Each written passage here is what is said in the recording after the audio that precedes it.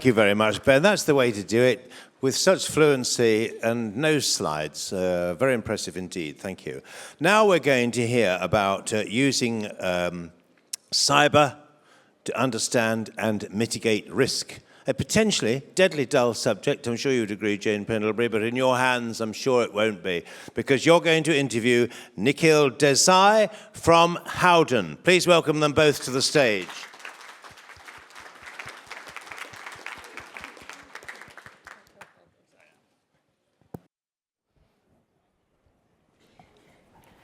Let's try not to be deathly dull, hey? That's why I'm avoiding talking about insurance.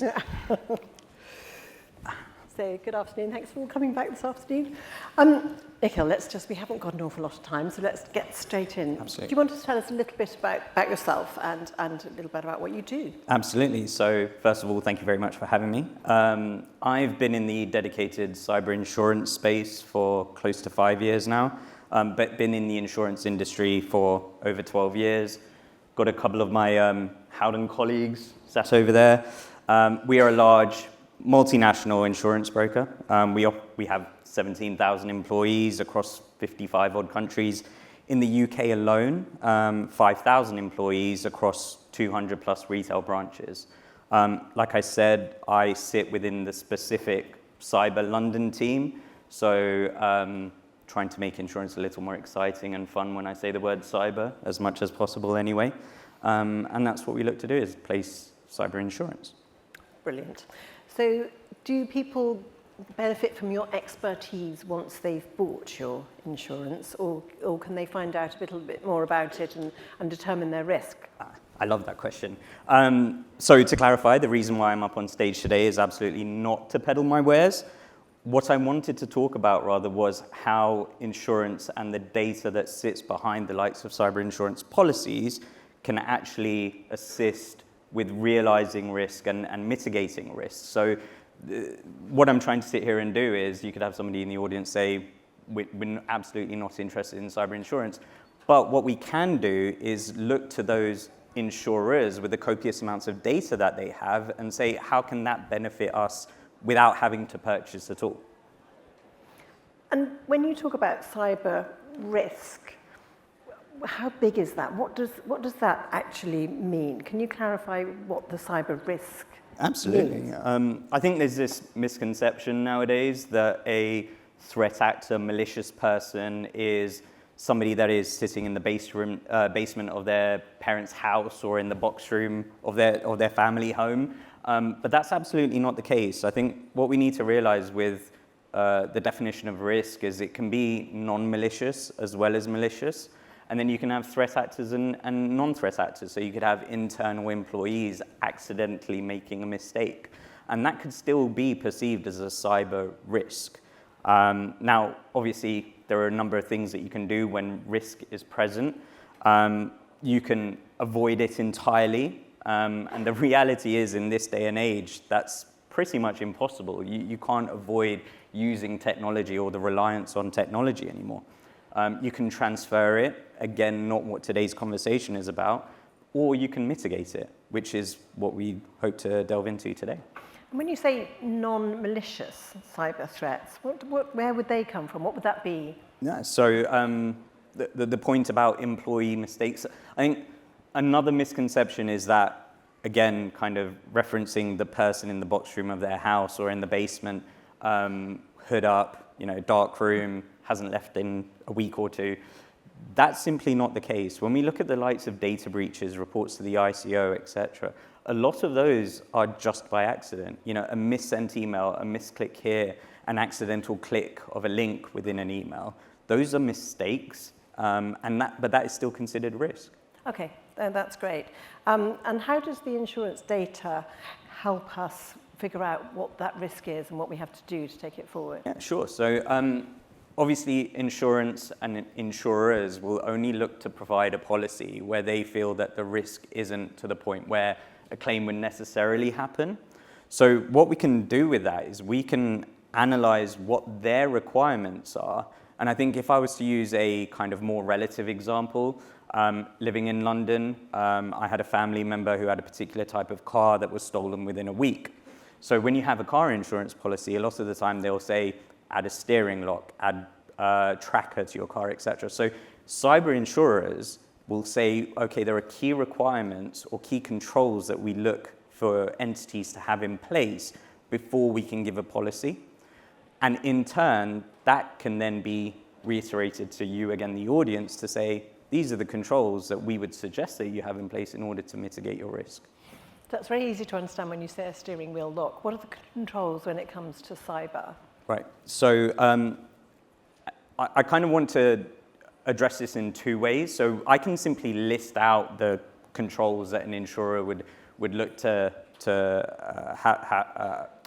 an entity to have in place. But we also need to understand why they want to have those in place. The cyber insurance market is relatively young. And since the mid-90s or so, I'd say, it was in what was known as a soft market cycle. Very limited information was required. It was very much a case of being able to say name, revenue, barely even trade, and you'd be able to get a quote and a policy bound. In around 2020, late 2020, the frequency and severity of ransomware incidents led to insurers saying, okay, we want to see specific controls put in place. Now, these aren't in any order of importance, but you would look at things like multi-factor authentication, endpoint detection and response, the encryption of data, which I think is particularly important given what you all do, immutable backups, addressing vulnerability and patch management, and then also governance points, incident response planning and business continuity planning, the appropriate training policies and procedures. And I think those 2 points at the very end, appreciating that everything has a cost attached to it, there's a time element attached to it as well. But those final 2 points around the governance area, you could possibly consider those to be the low-hanging fruit. They can be addressed relatively swiftly, relatively easily, and at a lower cost than perhaps some of those other controls that I've mentioned, and they can make a real big difference. A lot of the kind of claims that we come across, not just incidents, given what I do, but the actual claims, a lot of the time when we speak to the C-suite, they say, you know, we're not going to pay a ransom, or we are absolutely going to pay a ransom. No one can tell what they're going to do when something strikes or hits. And I actually asked an insurer for a particular stat before attending today. One insurer found that there was something like 150 hospitality claims since they started trading in the UK. However, what was really interesting is that the number of ransomware incidents, or the frequency of them, they tend to happen during the summer periods, when you would consider the hospitality business within the UK to be at its peak, which is summer holidays, etc. So these organizations, they are incredibly adept at understanding who they're targeting. It is a mass blanket, but once they actually have that hook out there, they will investigate. And so things like that continuity planning, incident response planning, what are you going to do when it all hits the fan, things like that are really important. So you mentioned there encrypting data. I think probably a lot of people in the room here will either be supplying software that will do that for them, or they're buying software and can make sure that that does it for them. But for the IT directors, for the technology people in the room, what are their risks? What do they need to do really to make sure, you know, within the hospitality industry, what do they have to do differently or especially, or do you not see it as any different? Is it just a cyber risk across all industries? That's a great question. So I think that we need to take cyber risk on a macro level in that it can affect everybody. But I think what the industry from the insurance perspective and insurer side fails to understand is that every entity acts differently. And I think that's one of the biggest problems. Like, we look at things like the volume of data, how it is encrypted, if it can be encrypted, what can be put in place and what can't be put in place. And those are the nuances and the areas which I think that sometimes my industry fails to understand. I don't think I would be able to specifically say there are certain things or, you know, implementation techniques that you would look to have. But what I do think is that more conversations need to be had around what is possible versus what isn't. Absolutely. So cyber if you look at it, so I guess the people in the room that are going to be listening to you specifically on your points are the finance people in the room who are absolutely wanting to mitigate all of their risk. To the other people in the room, what can they do to mitigate the risk so that the finance people don't get cross? Well, coming up on stage, I actually thought to myself, I was in the market during the hard market cycle, and it was often the finance people that used to just really not enjoy seeing me on a call, given how rates used to go up, etc. So I was kind of leaning on all the techies in the room to hopefully appreciate that when I gave out my list, when they're asking for budget towards IT, it would assist. I think those governance areas that I was talking about are probably most important. So that's not within the kind of CFOs and FDs remit, but having those policies in place. And I did hear a number of talks today where there was talk around policies and having them in place, making sure people adhere. Those are really important at the moment, particularly within the hospitality industry where you are perhaps seasonal with your workers as well. So to make sure those are being implemented at onboarding stage, that really prevents a lot of future issues. And again, from an insurance perspective, if they've got all those policies in place and everybody has been properly trained, but then there is a mole within the business who's doing something, has the business done enough by having the policy in place and to making sure they're implementing it as far as they can? Can they still come to you and have a valid claim, even though it was a Absolutely. internal? Absolutely. So again, without delving into insurance too much, but kind of one of the things that I like about the cyber insurance is that it's proposal form led. So if you said that you have something implemented and something in place, then there wouldn't be any question as to if you were to have a claim, then being able to make a valid claim. Very good. And the speech immediately before us was about AI. Now that's going to surely change everything. Yes. It will change everything, but not necessarily for the negative. And a lot of the conversations and the talks that were had is how it is being used for the positive, which I really think it will continue to be used for.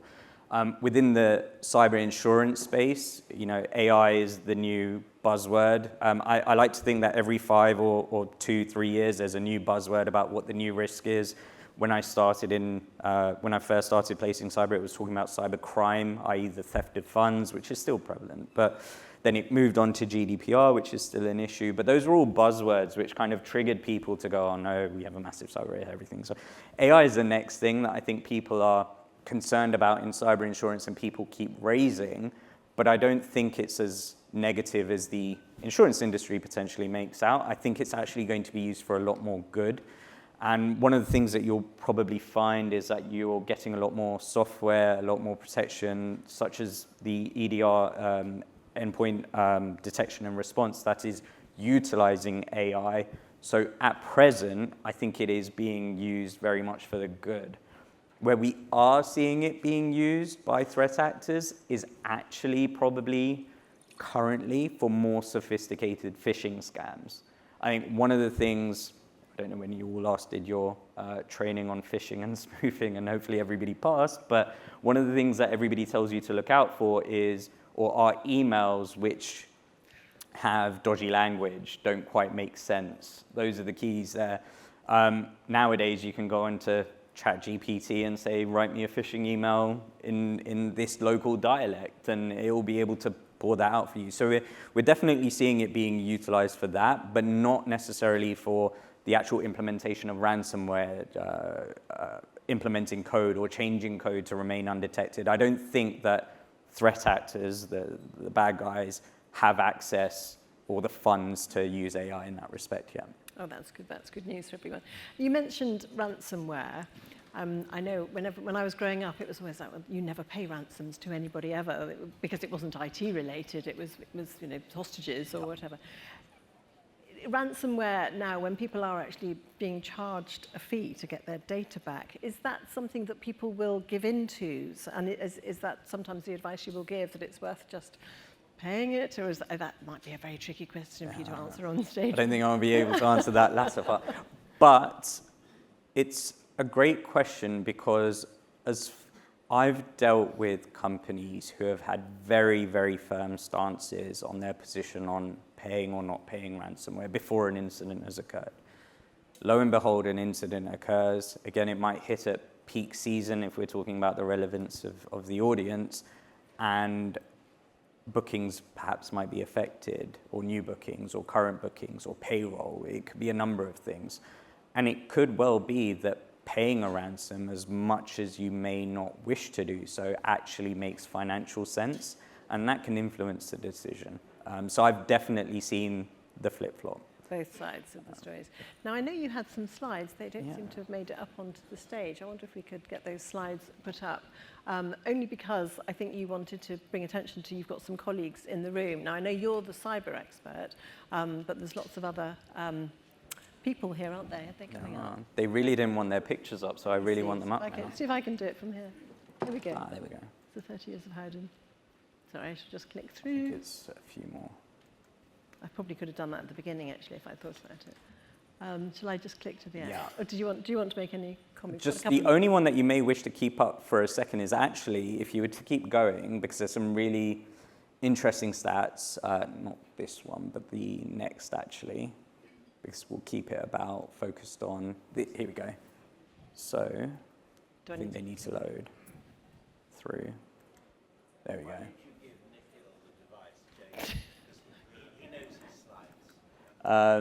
So these were just some stats that I found, and I did try and stick to well-known reports, such as IBM's cost of a data breach or TrustWave, etc. But these are stats that I found that actually showed how, or the benefits of having certain controls in place.